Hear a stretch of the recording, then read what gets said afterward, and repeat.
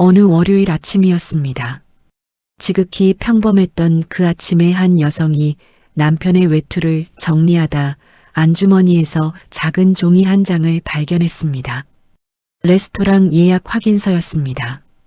2명, 창가 자리, 특별 요청란에는 와인 한 병이 적혀 있었습니다. 그런데 날짜를 확인하는 순간 그녀의 손이 멈추었습니다. 그날은 세상을 떠난 어머니의 제삿날 전날이었습니다. 30년을 함께 살아온 남편이 그 밤에 다른 여자와 촛불 아래 마주 앉아 있었습니다. 오늘은 그 종이 한 장으로부터 시작된 한 여성의 이야기를 들려드리겠습니다. 배신으로 시작되지만 결국 한 사람이 자기 삶을 되찾는 눈부신 회복의 기록입니다. 지금 바로 구독 버튼과 좋아요를 눌러주시면 이 여정을 끝까지 함께 하실 수 있습니다. 정미선, 1974년 봄 경기도 안양에서 태어난 그녀는 올해 52살입니다. 매일 아침 7시면 어김없이 집을 나서 경기도 어느 조용한 중학교 행정실로 향합니다.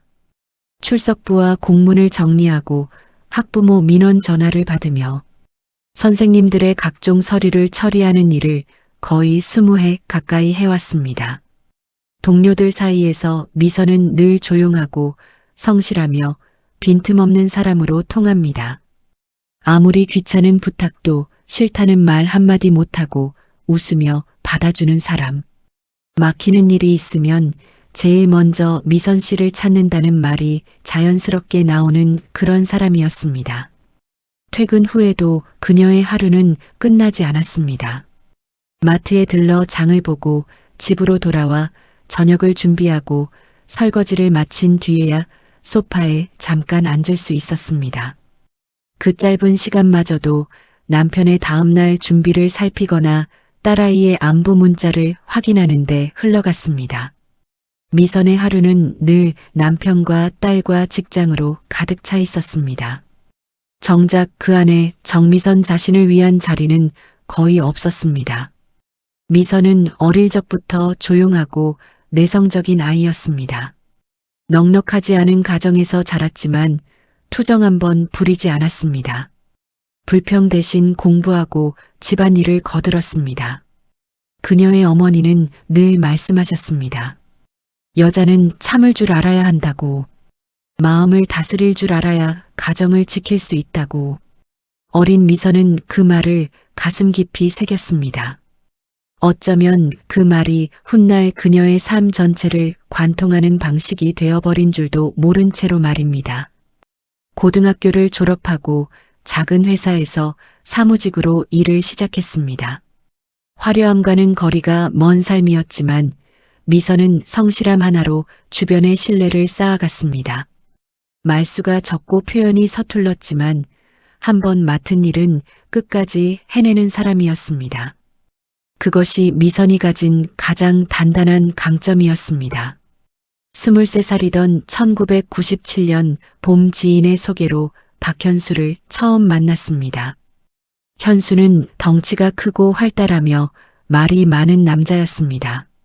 미선과는 성격이 정반대였지만 오히려 그것이 그녀의 마음을 끌어당겼습니다. 현수는 미선 앞에서 세상의 좋은 것들을 다 가져다 줄 것처럼 이야기했습니다. 미선은 그 말들을 순수하게 믿었습니다. 그리고 이듬해인 1998년 가을 두 사람은 작은 예식장에서 결혼식을 올렸습니다. 미선은 24살이었습니다. 결혼 초기는 어느 부부나 그렇듯 서툴고 어설펐지만 따뜻한 시간이었습니다.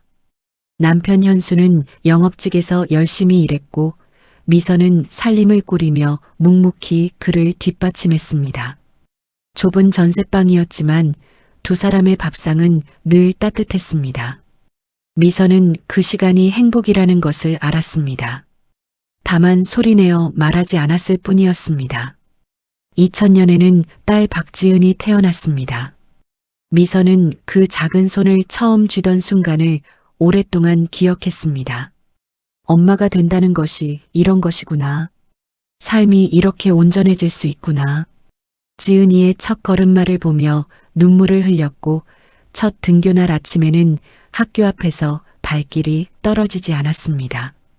미선에게 딸 지은은 그녀가 세상에서 가장 오래 들여다본 존재였습니다.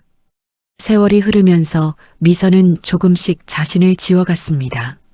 남편이 좋아하는 반찬을 먼저 식탁에 올렸고 자신이 가고 싶었던 약속들은 스스로 줄여나갔습니다.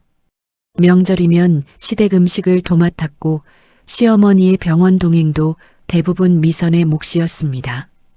주변에서는 그녀를 현명하고 알뜰한 아내라고 불렀습니다. 미선도 그것이 올바르게 사는 방식이라 믿었습니다. 그렇게 살아야 한다고 배워왔으니까요. 딸 지은이 초등학교에 들어간 2007년에 미선은 다시 직장을 다니기 시작했습니다. 지인의 소개로 중학교 행정실에 자리를 얻었고 어느새 그 세월이 거의 20해가 되었습니다. 직장은 미선에게 월급 이상의 의미가 있었습니다. 집 밖에서 아내도 엄마도 며느리도 아닌 오직 정미선이라는 이름으로 불리는 유일한 공간이었기 때문입니다. 하지만 퇴근 후에는 다시 아내가 되고 엄마가 되고 며느리가 되어 집으로 향했습니다. 2026년 현재 딸 지은은 26살로 서울에서 직장을 다니며 독립해 살고 있습니다. 남편 현수는 54으로 여전히 영업직에서 바쁘게 지냅니다. 겉으로 보면 흠잡을 데 없는 안정된 중년 부부였습니다. 이웃들은 오래된 금실 좋은 부부라 했고 미선도 그렇게 믿고 싶었습니다. 아니 그렇게 믿으려 오래 애써왔습니다. 그런데 어느 순간부터 현수가 달라지기 시작했습니다. 10년 넘게 쓰던 향수를 새 것으로 바꾸었습니다. 퇴근이 늦어지는 날이 부쩍 잦아졌습니다.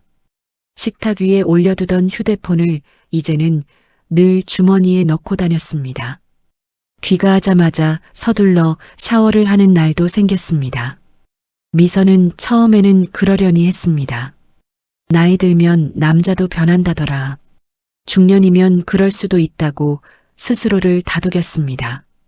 하지만 마음 어딘가에서는 설명하기 어려운 불편함이 차곡차곡 쌓이고 있었습니다. 근거 없는 불안, 말로는 표현하기 어려운 낯선 거리감. 미선은 그 감정을 애써 눌렀습니다. 언제나 그래왔으니까요. 참는 것이 몸에 밴 여자였으니까요. 그날 아침까지는 그랬습니다. 아무것도 달라지지 않은 듯한 평범한 월요일 아침까지는 남편의 외투를 정리하다 발견한 그 작은 종이 한 장이 30년의 시간 위에 조용히 내려앉기 전까지는 미선은 영수증을 손에 쥔 채 오래도록 그 날짜를 들여다보았습니다. 손이 떨리지 않았습니다. 눈물도 나지 않았습니다. 다만 그 날짜가 무엇을 의미하는지 천천히 새기고 또 새겼습니다. 그리고 아주 조용히 외투를 제자리에 걸어두었습니다. 30년의 결혼 생활에 처음으로 균열이 생겨난 순간이었습니다. 정미선의 삶은 그날 이후 다시는 예전과 같을 수 없게 되었습니다. 종이 한 장을 발견한 그날 이후로 미선의 아침은 달라졌습니다. 겉으로는 아무것도 달라지지 않았습니다.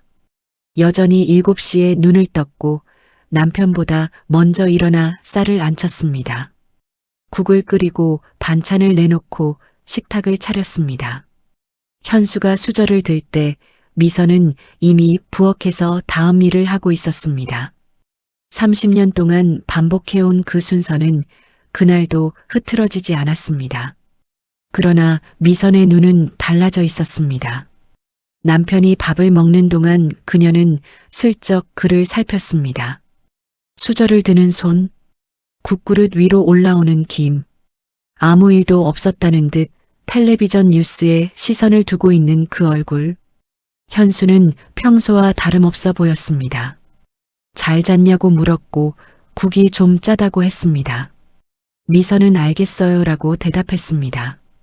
목소리도 손도 떨리지 않았습니다. 그 담담함이 스스로도 낯설었습니다. 미선은 그날 하루 종일 행정실 책상에 앉아 서류를 처리하면서도 속으로는 그 종이 한 장을 수백 번 되뇌었습니다. 2명, 창가 자리, 와인 한 병, 날짜, 그리고 어머니 제삿날 전날이라는 사실. 미선의 어머니는 4년 전 세상을 떠나셨습니다. 매년 그 전날이면 미선은 혼자 시장을 보고 전을 부치며 어머니를 그리워했습니다. 그 밤 현수는 회식이 있다고 했습니다. 미선은 아무 말도 없이 혼자 전을 부쳤습니다. 그 기억이 이제 전혀 다른 의미로 되돌아왔습니다. 그러나 미선은 함부로 결론을 내리지 않았습니다. 업무상 동료와의 자리일 수도 있다고 생각했습니다. 확인도 하지 않고 의심만 키우는 것은 옳지 않다고 스스로를 다잡았습니다. 30년을 살아온 사람입니다. 그 세월이 하루아침에 틀린 것이 될 수는 없다고 생각했습니다. 하지만 밤이 되어 현수가 귀가했을 때 미선은 자신도 모르게 그의 와이셔츠 깃을 한 번 더 들여다보았습니다. 처음 맡아보는 향수 냄새가 거실까지 번졌습니다. 그 다음 날도 미선은 아무 말도 하지 않았습니다. 그 다음 날도 마찬가지였습니다. 그렇게 일주일이 지났습니다. 침묵은 단순한 참음이 아니었습니다. 미선은 그 시간 동안 스스로 안을 들여다보고 있었습니다. 무엇이 두려운 것인지, 무엇이 무너질까봐 말을 꺼내지 못하는 것인지, 그 답을 찾는 과정이 오히려 그녀를 더 깊은 곳으로 데려갔습니다. 미선이 가장 먼저 떠올린 것은 딸 지은이었습니다. 서울에서 직장을 다니며 혼자 살아가는 26살의 딸. 아직 연애도 결혼도 꿈꿀 나이입니다. 이 사실을 지은이에게 말한다면 어떻게 될까요? 아이가 받을 충격과 아버지를 향한 실망을 미선은 감당할 자신이 없었습니다. 무엇보다 이 일이 소문처럼 번져 지은이의 앞날에 그늘을 들이울까봐 두려웠습니다. 한국 사회에서 이혼한 집안의 딸이라는 시선이 아직도 살아있다는 것을 미선은 몸으로 알고 있었습니다. 그 걱정이 그녀 앞에 선 첫 번째 장벽이었습니다. 두 번째는 경제적인 현실이었습니다.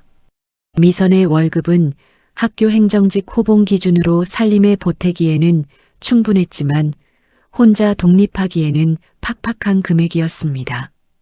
현재 살고 있는 아파트는 현수 명의의 대출이 끼어 있었습니다. 두 사람의 노후를 위해 함께 들어놓은 보험과 저축도 대부분 현수 명의로 되어 있었습니다. 만약 이 관계가 정말 끝을 향하게 된다면 정미선이라는 이름 앞에 남는 것이 무엇인지 셈을 해보니 막막함이 먼저 왔습니다. 그 막막함 앞에서 미선은 한참 동안 아무것도 할 수 없었습니다. 세 번째 장벽은 가장 말하기 어려운 것이었습니다. 바로 주변의 시선이었습니다. 미선의 이웃들은 두 사람을 오래된 금실 좋은 부부라고 알고 있었습니다. 같은 아파트에 20년 가까이 살아온 얼굴들이었습니다. 만약 일이 알려진다면 사람들은 뭐라고 할까요?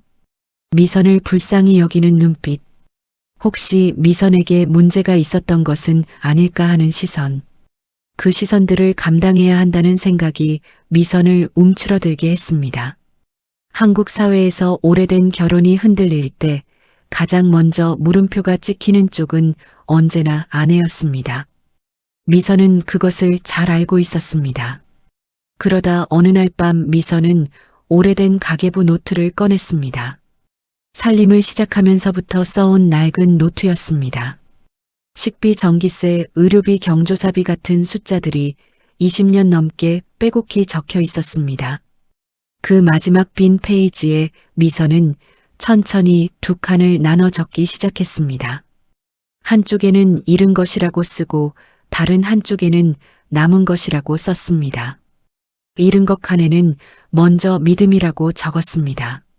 그리고 익숙했던 삶의 구조, 30년이라는 시간이 쌓아온 일상, 어머니 제삿날의 그 저녁, 혼자 부쳤던 전, 혼자였다는 사실을 모른 채 지냈던 수많은 밤들. 펜이 멈추지 않았습니다. 쓰다 보니 잃은 것들이 생각보다 훨씬 많았습니다. 그런데 이상한 것은 적으면 적을수록 눈물이 나는 것이 아니라 오히려 머릿속이 맑아지는 느낌이었습니다. 그리고 남은 것 칸을 바라보았습니다. 처음에는 아무것도 떠오르지 않았습니다. 한참을 그러고 있다가 천천히 썼습니다. 내 이름, 정미선, 직장, 건강, 지은, 그리고 마지막으로 한 줄을 더 적었습니다. 다시 시작할 수 있는 나이. 미선은 그 문장 앞에 오래 앉아 있었습니다. 52살이 아직 늦지 않은 나이인지는 알 수 없었습니다. 하지만 이 나이에도 무언가를 다시 시작할 수 있다고 스스로에게 말해본 것은 그날이 처음이었습니다. 다음 날 미선은 점심시간에 혼자 조용한 공원 벤치에 앉았습니다. 스마트폰을 꺼내 공공임대주택에 대해 검색해 보았습니다. 혼자 살 수 있는 작은 집이 있는지, 소득 기준은 어떻게 되는지, 처음에는 손가락이 멈칫거렸습니다. 이것을 알아본다는 것이 혹시 현수와의 삶을 포기하겠다는 선언처럼 느껴져서요. 하지만 미선은 곧 생각을 바꾸었습니다. 알아보는 것이 결정은 아니라고, 아는 것과 행동하는 것은 다르다고. 그 작은 구분이 그날 미선에게는 사실 꽤 큰 용기였습니다. 며칠 뒤 미선은 행정실 동료가 두고 간 상담심리사 안내 책자를 우연히 보게 되었습니다. 동료 최 선생님은 야간에 상담심리를 공부하고 있었습니다. 미선은 아무렇지도 않은 척 물어보았습니다. 이거 어떻게 시작하신 거예요? 최 선생님은 웃으며 짧게 대답했습니다. 그냥 나를 이해하고 싶었어요. 그 말이 미선의 가슴에 조용히 박혔습니다. 나를 이해하고 싶었다. 미선은 퇴근하는 버스 안에서도 그 말을 되새겼습니다. 집으로 돌아오는 길에 미선은 문득 깨달았습니다.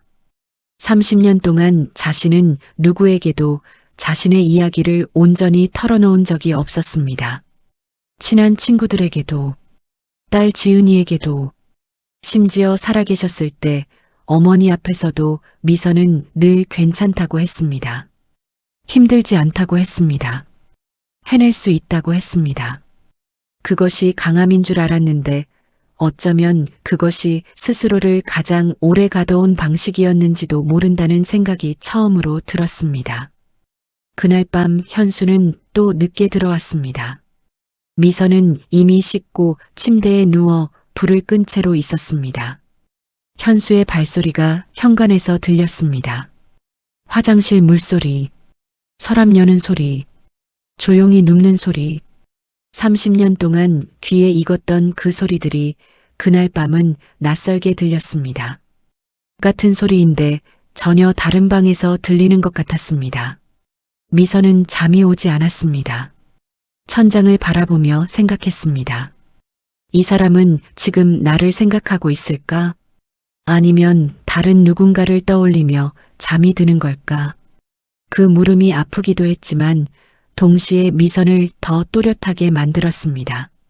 슬픔과 분노의 사이 어딘가에서 미선은 조용히 무언가를 다듬고 있었습니다. 더 이상 모르는 척하지 않겠다는 결심이었습니다. 지금까지는 참는 것이 가정을 지키는 방법이라 믿었습니다. 말하지 않으면 아무 일도 없는 것처럼 지낼 수 있다고 생각했습니다. 하지만 그 믿음이 실은 자신을 조금씩 지워가는 방식이었을 수 있다는 것을 미선은 이제 조금씩 알기 시작했습니다. 자신을 잃어가면서 무언가를 지키려 했다는 것. 그 역설 앞에 미선은 오래 머물렀습니다. 다음 날 저녁 미선은 냉장고를 열었습니다. 현수가 좋아하는 재료들이 눈에 들어왔습니다. 미선은 천천히 그것들을 꺼내기 시작했습니다. 오늘만큼은 그를 위해서가 아닌 자신을 위해 식탁을 차리겠다고 생각했습니다. 그 생각이 처음에는 낯설었지만 손을 움직이면서 점점 선명해졌습니다. 식탁을 다 차리고 나서 미선은 잠깐 멈추어 섰습니다. 그리고 가방 안에 접어 넣어두었던 그 종이를 꺼냈습니다. 레스토랑 예약 확인서. 식탁 위에 조용히 올려놓았습니다. 현수가 돌아오는 시간이 되어가고 있었습니다. 미선은 의자에 앉아 기다렸습니다. 손이 떨리지 않았습니다. 30년의 이야기가 오늘 밤 이 식탁 위에서 처음으로 솔직한 언어를 찾게 될 것이었습니다. 미선은 현수가 돌아오기를 기다리는 동안 아무것도 더하지 않았습니다. 국이 식어도 다시 데우지 않았습니다. 반찬 뚜껑을 다시 열어보지도 않았습니다. 그냥 그 자리에 앉아 식탁 위에 올려둔 종이 한 장을 바라보았습니다. 30년의 결혼 생활이 이 식탁 위에서 처음으로 솔직해지려 하고 있었습니다. 현관문이 열렸습니다. 구두 소리, 가방 내려놓는 소리. 현수는 거실로 들어서다 말고 잠시 멈추었습니다. 평소와 다른 분위기를 느낀 것인지 미선을 바라보았습니다. 왜 불을 다 켜놨어? 그가 먼저 말했습니다. 미선은 대답 대신 식탁 맞은편 의자를 손으로 가리켰습니다. 앉아요. 할 말이 있어요. 목소리는 놀랍도록 고요했습니다. 현수는 넥타이를 느슨하게 풀며 자리에 앉았습니다. 그때 식탁 위의 종이가 눈에 들어왔습니다. 손을 뻗어 집어드는 순간 그의 표정이 굳었습니다. 미선은 그 얼굴을 똑바로 바라보았습니다. 분노가 아니었습니다. 오랫동안 기다려온 사람의 눈빛이었습니다. 현수는 처음에 변명부터 꺼냈습니다. 업무 관련 자리였다고 했습니다. 오해할 만한 일이 아니라고 했습니다. 미선은 끊지 않고 끝까지 들었습니다. 그리고 조용히 말했습니다.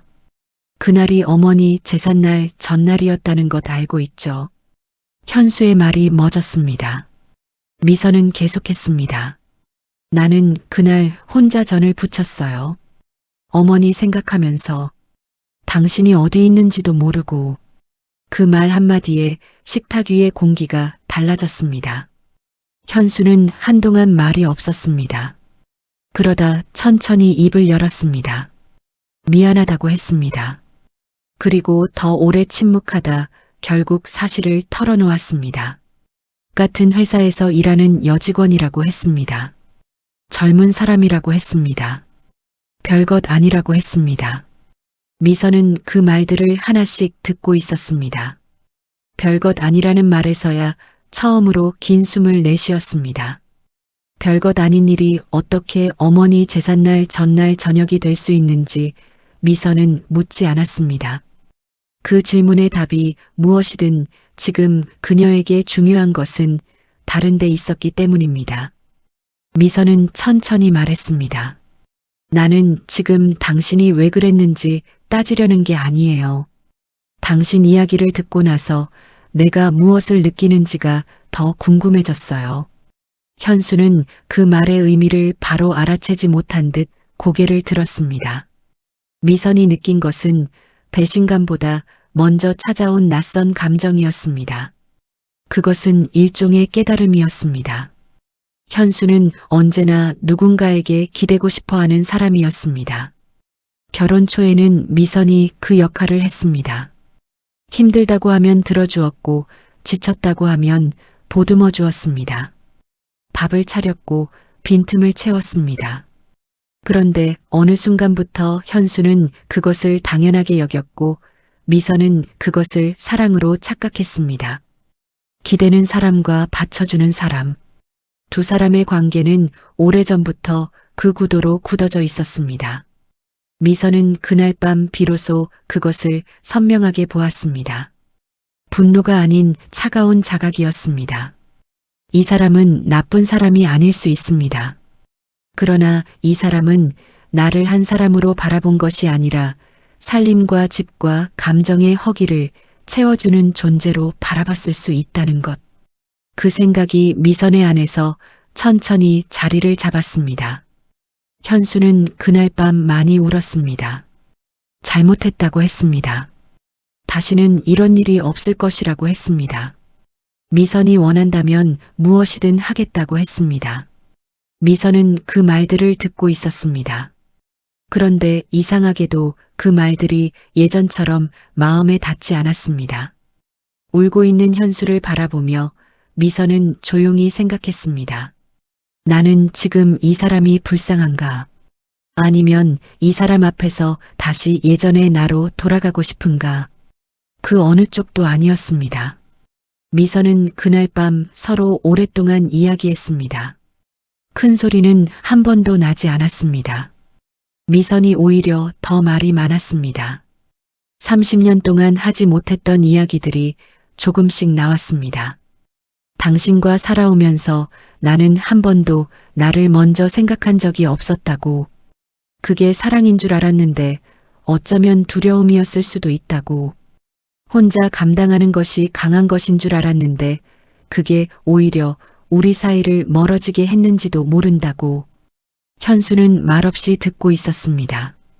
미선의 그 말들이 무게를 가지고 있다는 것을 그도 느끼는 것 같았습니다. 밤이 깊어지고 현수는 조용히 방으로 들어갔습니다.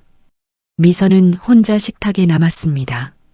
식은 국, 거의 손대지 않은 반찬들, 종이 한 장이 여전히 식탁 위에 있었습니다. 미선은 그것을 집어들었다가 천천히 반으로 접어 쓰레기통에 넣었습니다. 이제 이 종이가 할 수 있는 일은 다 끝났다는 생각이 들었습니다. 이제부터는 미선 자신이 무언가를 해야 할 차례였습니다. 그날 이후 현수의 태도는 달라졌습니다. 일찍 귀가했고 식사 자리에서 말을 걸었습니다. 주말에는 함께 나가자고 했습니다. 미선은 거절하지 않았지만 예전처럼 반갑게 따라 나서지도 않았습니다. 동네를 함께 걷는 시간이 어색했습니다. 현수가 먼저 말을 꺼냈고 미선은 짧게 대답했습니다. 30년 동안 가장 가까이에 있던 두 사람이 이제 서로를 다시 알아가야 하는 낯선 자리에 서 있었습니다. 미선은 그 어색함이 오히려 솔직하게 느껴졌습니다. 무언가를 억지로 예전처럼 되돌리려 하지 않아도 되었습니다. 괜찮은 척하지 않아도 되었습니다. 그것만으로도 미선의 안에서는 무언가가 조금씩 열리고 있었습니다. 그 무렵 미선은 상담심리 야간 과정에 등록했습니다. 동료 최 선생님을 통해 알아본 곳이었습니다. 처음 강의실에 들어서던 날 밤을 미선은 오랫동안 기억할 것 같았습니다. 수강생들은 대부분 40대, 50대 여성들이었습니다. 각자의 사연을 얼굴에 담은 채 조용히 앉아 있었습니다. 강사가 첫 번째 질문을 던졌습니다. 오늘 이 자리에 오신 이유가 무엇인가요? 미선은 잠시 생각하다 속으로 대답했습니다. 나를 이해하고 싶어서요. 그 말이 이제는 타인의 문장이 아니라 자신의 문장이 되어 있었습니다. 공부를 시작하면서 미선에게는 작은 변화들이 생겼습니다. 매주 강의를 들으러 나가는 그 시간이 생기면서 하루의 무게가 달라졌습니다. 퇴근 후 강의실로 향하는 버스 안에서 미선은 처음으로 무언가를 기대하는 기분을 느꼈습니다. 오늘은 어떤 이야기를 듣게 될까? 내가 모르던 내 안에 무엇을 또 발견하게 될까? 그 작은 기대가 지친 하루를 버티게 해주는 힘이 되었습니다. 딸 지은이가 주말에 내려왔습니다. 미선은 지은이에게 아직 자세한 이야기를 하지 않았습니다. 하지만 밥을 먹으면서 지은이가 말했습니다. 엄마 요즘 달라졌어. 어딘가 더 차분한 것 같기도 하고 더 또렷한 것 같기도 해. 미선은 웃으며 그냥 나이가 드니까 그런가 보다라고 했습니다. 하지만 그 말을 들으며 속으로는 조용히 기뻤습니다. 달라진 것이 느껴진다면 정말로 무언가가 달라지고 있다는 뜻이니까요. 현수의 회사에는 조용한 변화가 생겼습니다. 미선이 직접 나선 일은 없었습니다. 그러나 상대 여직원이 먼저 사직서를 냈다는 소식이 들려왔습니다. 현수에게서 들은 것이 아니라 현수 회사 사람을 아는 이웃을 통해 자연스럽게 전해진 이야기였습니다. 미선은 그 소식에 특별한 반응을 보이지 않았습니다. 시원하거나 통쾌하다는 감정도 크지 않았습니다. 그보다는 그 일이 이제 더 이상 미선의 삶 한가운데에 있지 않다는 것이 느껴졌습니다. 상처는 아직 남아 있었지만 그 상처가 미선을 이끌고 다니는 시대는 끝났습니다. 미선은 그날 저녁 혼자 동네를 한 바퀴 걸었습니다. 봄이 오고 있었습니다. 가로수의 연한 잎들이 돋기 시작했습니다. 아무것도 요란하게 바뀐 것은 없었습니다. 하지만 미선의 발걸음은 달랐습니다. 어디론가 가야 해서 걷는 것이 아니었습니다. 그냥 걷고 싶어서 걷는 것이었습니다. 그 차이가 생각보다 컸습니다. 집으로 돌아오는 길에 미선은 공공임대주택 청약 관련 안내문을 다시 꺼내보았습니다. 아직 결정한 것은 없었습니다. 하지만 선택지가 있다는 것을 아는 것과 모르는 것은 달랐습니다. 미선은 그것을 이제 알고 있었습니다. 어디서든 시작할 수 있다는 것, 무엇이든 다시 배울 수 있다는 것, 그리고 정미선이라는 이름 앞에 아직 쓰이지 않은 페이지가 남아있다는 것을. 봄바람이 외투깃을 스쳐 지나갔습니다. 미선은 멈추지 않고 걸었습니다. 봄이 다 지나갈 무렵 미선은 작은 짐을 꾸렸습니다. 커다란 이삿짐이 아니었습니다. 옷 몇 벌과 오래된 가계부 노트 한 권 그리고 어머니 기일에 늘 올려두던 작은 도자기 화병 하나였습니다. 30년을 살아온 아파트를 떠나는 날 미선은 현관 앞에서 잠깐 뒤를 돌아보았습니다. 익숙한 벽지와 오래된 신발장과 손때 묻은 스위치, 그 모든 것이 낯설면서도 그리웠습니다. 그러나 미선의 발은 멈추지 않았습니다. 공공임대주택 청약이 통과된 것은 그로부터 2달 전이었습니다. 혼자 서류를 준비하고 혼자 접수하러 다니며 미선은 처음으로 자신의 이름 하나만으로 무언가를 해내는 경험을 했습니다. 행정서류라면 누구보다 잘 아는 사람이었지만 자신의 삶을 위한 서류 앞에서는 손이 떨렸습니다. 그래도 했습니다. 그것으로 충분했습니다.